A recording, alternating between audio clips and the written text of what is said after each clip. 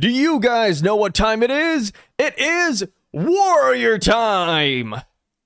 Yeah, that sounded silly. Welcome back in, guys. We do have One Piece chapter 1144 here with us today, and it is titled Warrior Time. My name is Sai, and we're just here to break down the chapter, talk a little bit about it, and toss around some good old theories with y'all.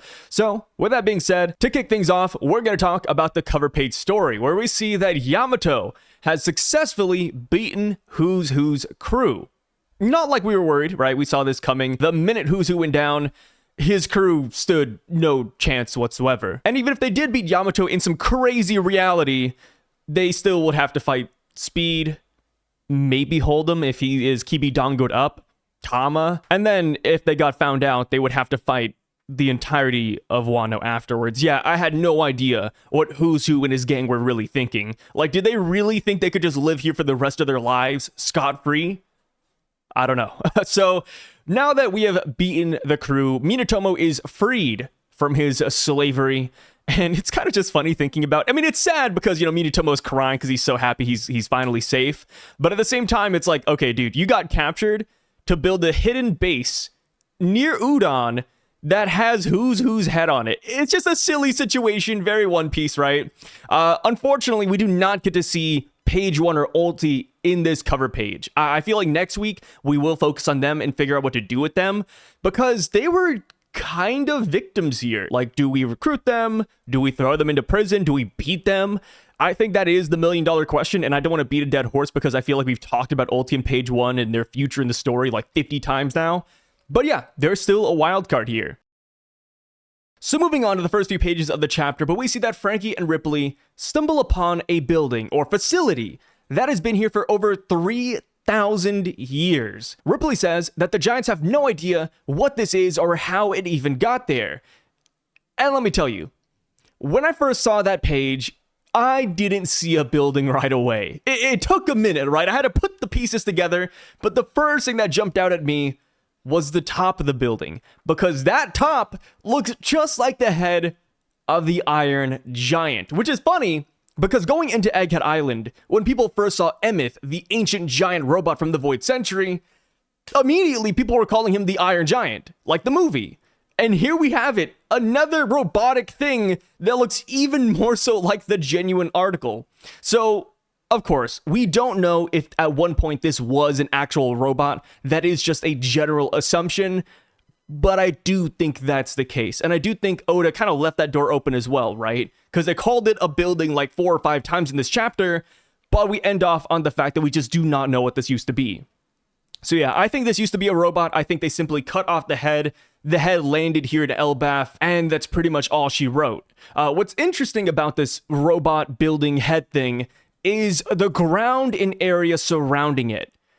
Because we've been through a good chunk of Elbaf so far, and we've never seen spores quite like this. So around the robot, or at least near where Franky's at, you can see these mushroom-like spores are coming out of the ground. And it makes you wonder, is this robot or what it's made out of polluting the land itself? Because that's kind of the vibe I'm getting. Something about this robot and the earth just don't get along, which I do think kind of falls in line with the Harley text about the first world, where they talked about the sun god and how the sun god was battling the earth god who was enraged. And I'm like, okay, let's take some leaps here, right? So in the second world, we know that Joy Boy was the sun god, and Joy Boy had Emeth, the ancient giant robot, in his crew. So who's to say that the sun god of the first world also didn't have an ancient giant robot by his side? And maybe this was it. Maybe this was the ancient giant robot of the first world, and because it was on the sun god's side, the earth god cursed it, or the earth god just didn't like this thing. And that's why you see that the earth is kind of being polluted around this robot. Of course, a lot of headcanon here, but I think these are somewhat safe leaps to take, right? Because we've seen that history is somewhat repeating itself, right? The sun god has been a consistent in the first world, second world, and third world. We have Emeth from the Void Century, we have Franky of today, so who could deny the possibility that this robot is the first world equivalent? What's exciting about this robot being here, or this building being here, is that Franky is here, right? Franky back in Egghead Island, had no real noticeable upgrades. He didn't learn anything new. He didn't get any new technology. He didn't get any new laser beams even. And that's simply because we didn't have a lot of time there, right? The minute we got on Egghead, everything was hitting the fan. York betrayed the satellites. We had the Seraphim running rampant. Marine showed up. Cypher Pole showed up. The Gorosei showed up. A Buster Call happened. 9 VAs. There was no time to actually stop and smell the roses. So Franky and all the Straw Hats didn't spend meaningful time with Vegapunk. We didn't spend meaningful time with the technology there, which was unfortunate. But here we are. We got technology from 3,000 years ago in this building. So Franky could realistically go in there, hang out for a little bit, and come out a better man, which sounds a little bit insane, but that's what he did with Vegapunk's lab during the time skip. He went in as Franky and left as a hulking monster, right? So yeah, I do think that Franky will get some meaningful upgrades and development here within this robotic facility, and to really push that over the line is the fact that Bonnie and Lilith are here too. Dude, a Vegapunk is with Franky in this robot facility. It can literally not get better than this. So what's pretty funny is that I was worried for Bonnie and Lilith for the longest time because the God Knights are here. I'm like, okay, it would suck if Gunkko, Summers, or Killingham ran into them. And for the longest time, we didn't know where they were, right? They said that they were going to go to the permit office so that they can get residency here in Elbaf because they wanted to stay. But that's the last time we saw them, and that was like 10 chapters ago. So I was somewhat worried. But here they are. They simply said they got lost and stumbled upon this facility, which does mean that it is Vegapunk's first time here. Right? Vegapunk has not been here in the past, which I think is, again, very meaningful. Franky and Lilith Vegapunk, can discover and make all these advancements together. Big arc for Franky, man. It's crazy. Like, I knew it was going to happen, right? I had faith ever since we left Egghead and we didn't get anything. I was like, okay, Oda, there's no way he forgot about our guy Franky. So that is why it feels really nice to see Franky set up for success like this. But here's the thing, though. Not everything is all sunshine and rainbows because a storm's brewing. So when Ripley sees that Bonnie and Lilith have made their way here, she says that she's glad they're safe, because just a moment ago, she heard the sirens of Elbaf blaring, meaning that trouble is afoot. But thankfully, they're okay. Thankfully, nothing bad is happening here. But that is when a storm appears. Yes, that is right, the Nightmare Storm has arrived in front of this group. And honestly, I'm really excited to see how they're going to handle this Nightmare Cloud, because we have a really cool cast of diverse characters here. I mean, we got Lilith, the brains. We got Bonnie, who can go gear 5th. We have Frank, who fights with technology. And then we have Ripley, who we haven't seen fight before, right? All we know is that she used to be a warrior, and she's also the wife of Scopper. This Cloud, in my opinion, stands no chance whatsoever, especially now that we know that you can just simply defeat these monsters, right? Because at the end of the chapter, spoiler alert for later, but we see Dorry and Brogy hawk Roku sovereignty out 3 monsters, and they just evaporate into nothing. So I'm really excited to see how Franky and the group here deals with this Cloud. So moving back a little bit, because I kind of glossed over this, but Lilith is so impressed by this robotic facility that she actually wants to build her lab here, which I think makes a lot of sense, right? Because Lilith said that she needs to build a lab anyways to bring back the Stella Vegapunk and to later bring back Kuma. So I think this is the perfect place for that. And now I'm just wondering about Franky, because the Straw Hats notoriously do not spend a lot of time on islands. I think the longest time the Straw Hats have ever spent on an island was a month, if that, and that was Wano, right? So what I'm wondering right now is if Franky will be able to spend enough time here to get something meaningful out of it. Like, he doesn't even need like an actual upgrade. He just needs to learn about the technology they used 900 and 3,000 years ago. I feel like that in and of itself will be big for Franky, right? He is a scientist. He wants to learn more. He wants to build crazy battleships. So I think he does need to take some time here as well. I mean, hopefully the Straw Hats do spend a month here, But with how the story's amping up, I'm not too sure if we have that much time to spare. And then, of course, the tree's on fire right now. So will this facility even be here tomorrow? That is a big question. I think we will handle the God Knight situation and the fire, but I don't know. Well, technically, I guess if the fire does spread up here and it burns the whole tree down, the robot head should be fine and it'll just fall down to the underworld. Maybe? That's like wishful thinking though, right? But yeah, overall, I want to hear your guys' thoughts on this. How do you feel about this robot head? Do you think this was the Emmet-Franky of the first world? Let me know all your thoughts down below. I'm really curious. Moving onwards with the chapter, we cut back to the Western Village, and we see that the giants are struggling and fighting against the nightmarish monsters. And I forgot to mention this earlier with the storm cloud that Franky's group ran into, but I really love what Oda did here. And I'm not just saying that, but it's like one of those small details that I just really enjoyed. But whenever one of these nightmares takes center stage, we have like the paper text box, and it's the kids, and it's their homework where it says, oh, what I'm most scared of is ... storms. What I'm most scared of is ... the Draugr. And I was like, oh man, this is great. And then of course, like I said, it keeps on going on with the chapter. Later we get Nidhogg, later we get a ghost, we get Fenrir. And I'm like, yo, they're really putting emphasis on Ange's freaking homework. I'm telling you guys, man, if Ange is innocent, I still think we should lock her up a little bit. All right, we gotta like at least, slap her around like, Ange, why today of all days? Why give them this homework assignment, Ange? It's crazy. But yes, we get the Draugr here at the Western Village party. The giants are fighting it, and Jarl and the other giants are telling the Straw Hats to take a step back. Don't fight. Please do not fight. You guys are guests of honor in this land. This is Elbaf's problem. You all stay out of it. They're being really kind and polite. I respect it. But of course, the Straw Hats want to fight, right? If they can help, they want to help. And what's funny about this whole thing is that Nami ends up spilling the beans. She's like, hey, sorry, I didn't tell you guys earlier, but we were at the castle. The guards were attacked. A guy with red hair was there. People are saying he's Shanks. We don't think he's Shanks. And it's just this whole thing, right? They're like, yeah, there's at least 2 humans that are evil, but there might be a third, which is what Brook says, right? Brook is like, hey, we don't really know for sure. There could be another guy here, which is pretty on the money, by the way, right? Like, I thought they were going to go in with misinformation, but Oda quickly snubs it out with Brook, where Brook is like, yeah, like, actually, Nami, we're not too sure. There could be more of them, which, like we all know, is quite accurate. So the Straw Hats aren't the only ones who catch the fighting ban, but Colin does as well. Jarl and the others tell Colin to stay back and that he should not participate in battle.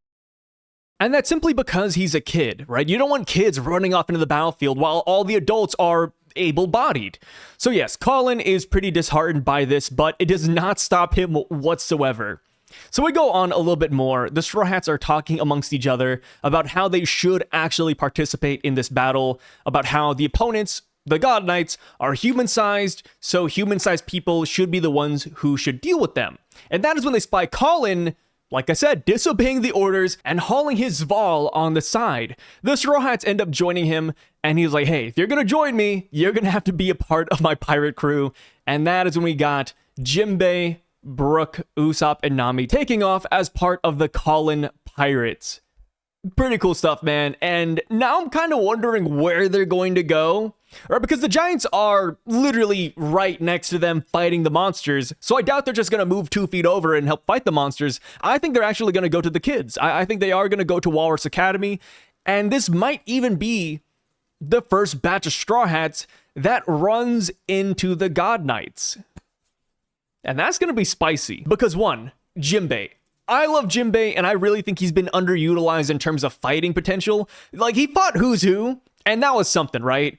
But now I want to see Jinbei fight a God Knight, right? Like, Jinbei didn't fight anybody over on Egghead Island, so I do want to see what he has to show here. And then, of course, Usopp. This is Usopp's dream island. I want to see what he pulls out. Nami's another fun one. And then there's Brook. Brook has been a character that, kind of like Franky, has been hiding in the shadows. He always has had a lot of potential, but we haven't really seen it first and foremost. But here we go. Here we go. Because we cut over to the God Knights. and Gunkko. It turns out that Gunkko is listening to a tone dial headset. And what's playing in that headset is one of Brook's songs. It's actually her favorite song. And not just that, but Sommers says that this is her after meal ritual, meaning that she does this after every freaking meal. After every meal, she throws on Brook's New World song and jams out to it. And yeah, that right there is what solidified in my mind that Jinbei, Brook, Nami, and Usopp are going to be the first ones to run into the God Knights. It's just so perfect. It's really just so perfect. Usopp gets a chance to shine, Jinbei gets an honest-to-God fight, Brook meets a super fan, and then for Nami's a weird one, right? Because I think Nami wants to save the children first and foremost, but Nami also has like some weird backstory that Oda has left very ambiguous. So if Nami meets the God Knights, maybe we get something out of that. Like maybe they know what happened to Oikot Village, which is where Nami originally came from. So I think that would be pretty interesting as well, but we'll see about that one. But yes, Gunkko turns out to be an absolute Brook super fan. And because her favorite song is New World, Sommers actually pokes some fun at it. He says, hey, New World, that's your favorite song? What, do you not like the world we currently live in? And Gunkko doesn't respond. You know, Gunkko doesn't respond to that comment, which she doesn't have to, right? That's just a jab. That's just a joke. She doesn't have to say anything. She doesn't have to justify herself. But it did make me wonder a little bit because of a popular theory. It's not my favorite theory. I've seen people float it around a lot, but there is a theory going around that Gunkko is a revolutionary spy because she doesn't have the saint title in her name, because we haven't seen her last name, and because she has the same goggles as the revolutionaries. I mean, if it was just one revolutionary that had the goggles, I'd say this theory is pretty bad. But no, a lot of revolutionary agents actually have the giant goggles that Gunkko has. So because of that and because of this New World thing, I think it does get some more credit, right? I still don't think the theory is true per se. I could change as time goes on, but I think this chapter definitely helped people who believe in it. So as far as Gunkko's favorite song, New World, goes, I kind of forgot all about it because we haven't heard this song ever since we got reintroduced to Brook back at Sabaody. So I pulled up the lyrics to this song and we're gonna go through it together. I know, it seems like a waste of time, but I was kind of curious, and like I said, I haven't listened to this in a while. I'm not gonna sing it because my singing voice is awful, and I'm not gonna play the actual song because copyright, so I will just read the English translations. So here we go. Oh yeah, children, this is the story of a hero, the story of a man who will become king. In war, there are no do-overs, but he stands firm with sandals on his bare feet. Oh yeah, come on, baby. Dreamers always struggle because sometimes their dreams are out of reach. You have to battle your own demons in order to live through the days. It's a big dream that seems quite a handful, but when he mentioned it, I could see it coming true. Today is the day. We got tired of waiting. We don't need nights because we're short-tempered. Today is the day. It's a great day. Kick the clock that was stopped for the new world, for the new world. The world is gonna change one more time. It's about time we assemble.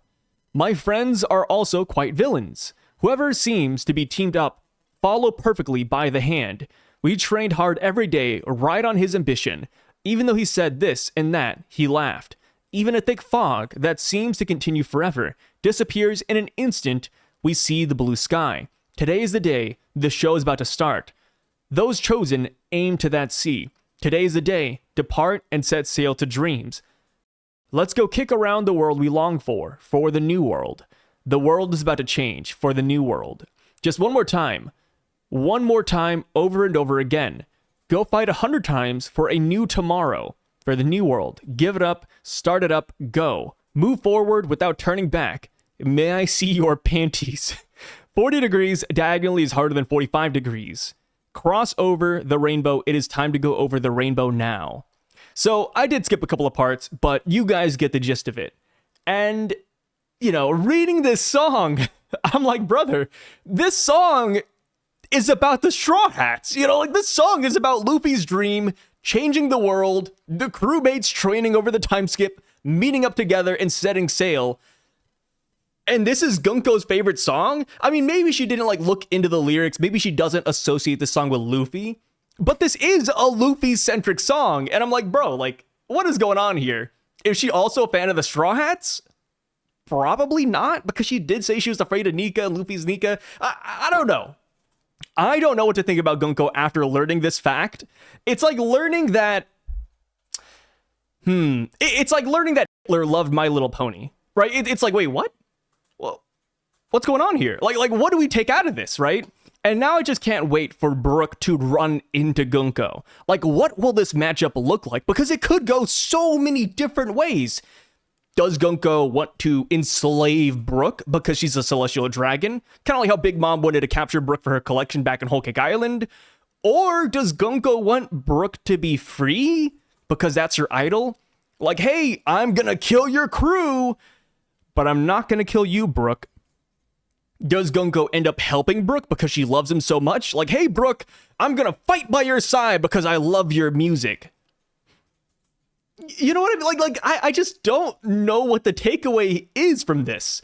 And then another thing as well, and I saw people talking about this and I thought it was hilarious, but when Gunkko was first introduced, a lot of Puritans were like, hey, where are her pants?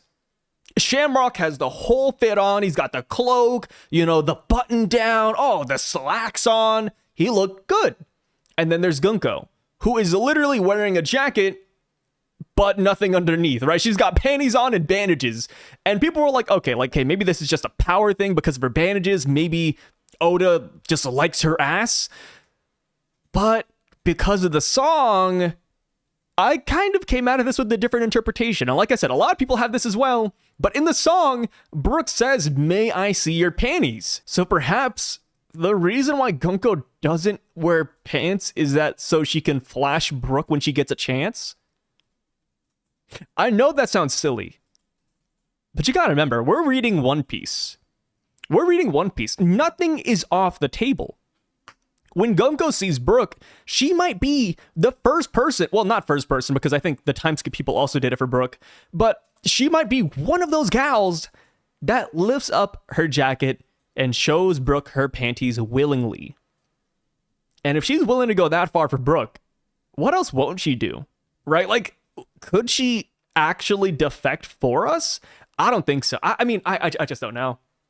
And also, in terms of her fanboyism, how far does it go too? Because last chapter, when she did say that the Straw Hats are here, she didn't mention Brook at all, right? She said, hey, I saw the Straw Hats ship off the harbor. So it's like, okay, like, she should know that Brook is a part of the Straw Hat crew. So why didn't she mention Brook at all last chapter? Why didn't she seem more excited? Right? Like, there's a lot of questions here, and I just love it, man. This is such an anomaly. And I said this in the spoiler review as well, but I love how Brook and Franky get a lot of shine in this chapter. They get a lot of setup in this chapter, right? Like, you can see what could happen for Franky. And with this, you can see what could happen with Brook.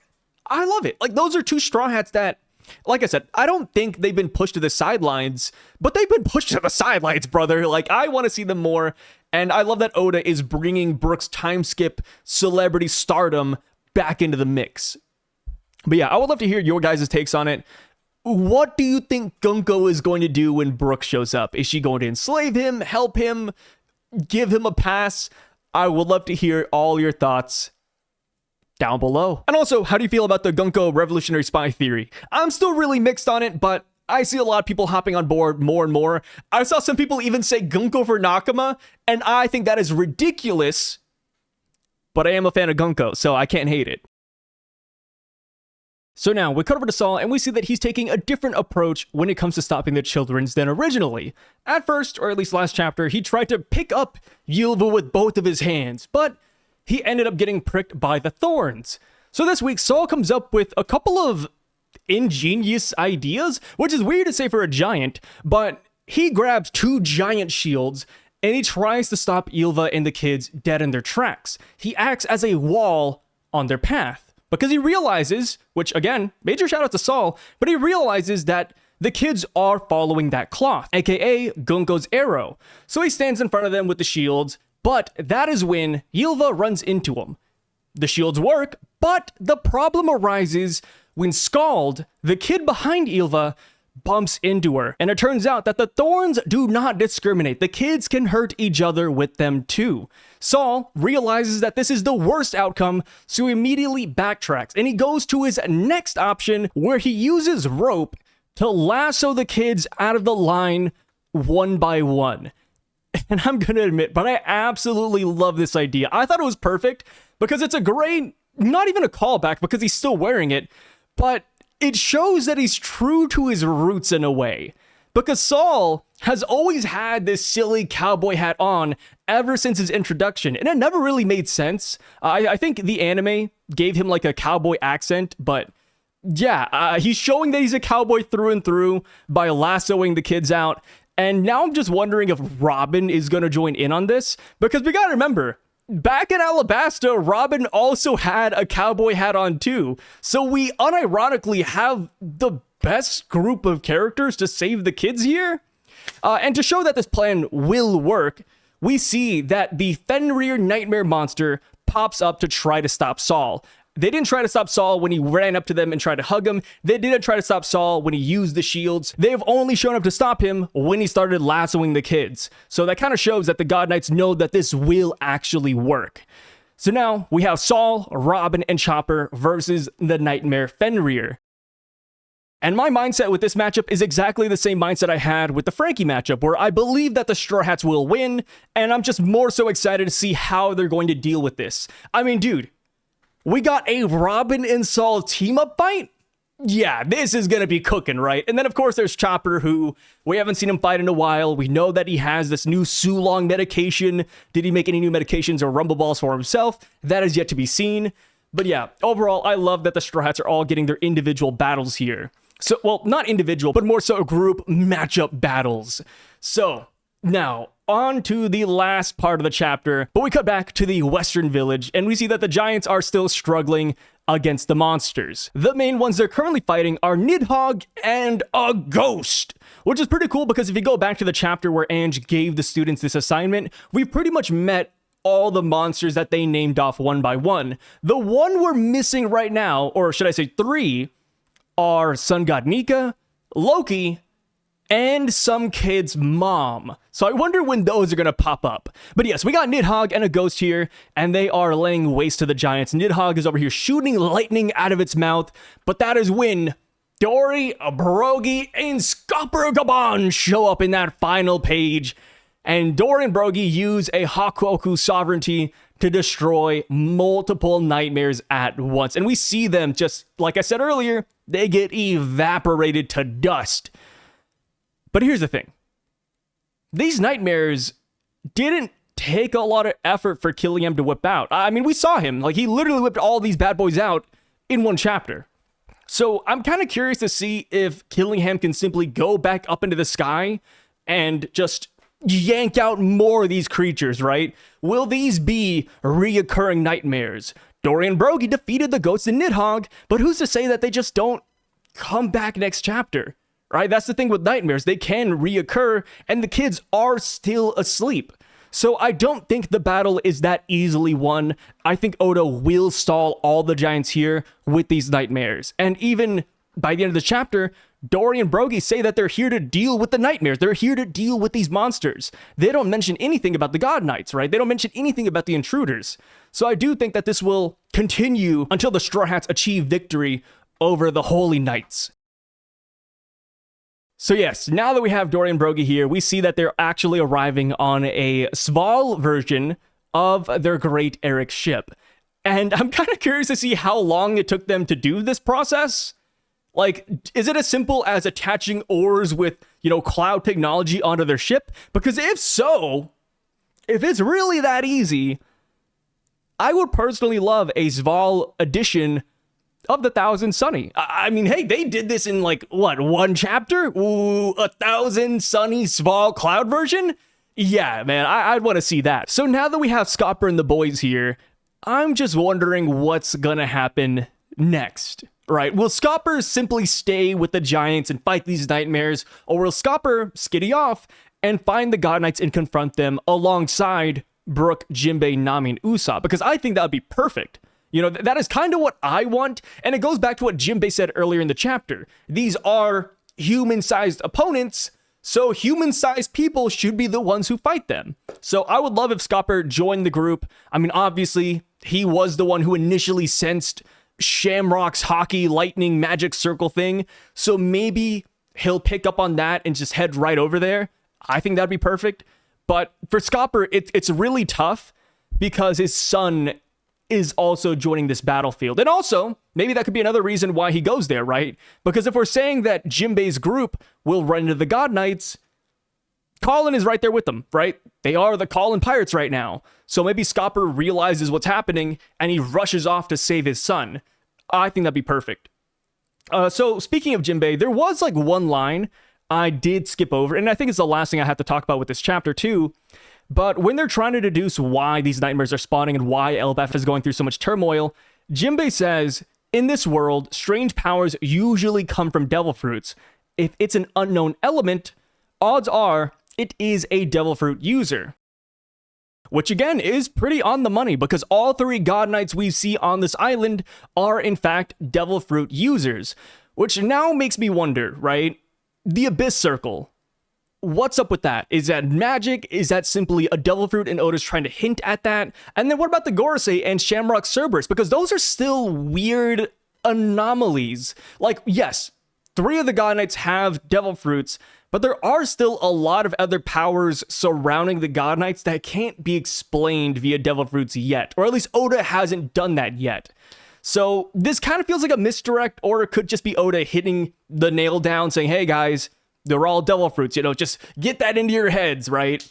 But that's the thing with One Piece, right? Oda can tell you one thing, but you can kind of read into it and say maybe Oda's doing the opposite, because there's a lot of instances where he's done that before. But yeah, overall, solid chapter through and through. I loved it. I love the reveal for Gunkko. I love the reveal for Franky. There's a lot of things to love here, and there is no break next week. So 11:45 is right around the corner.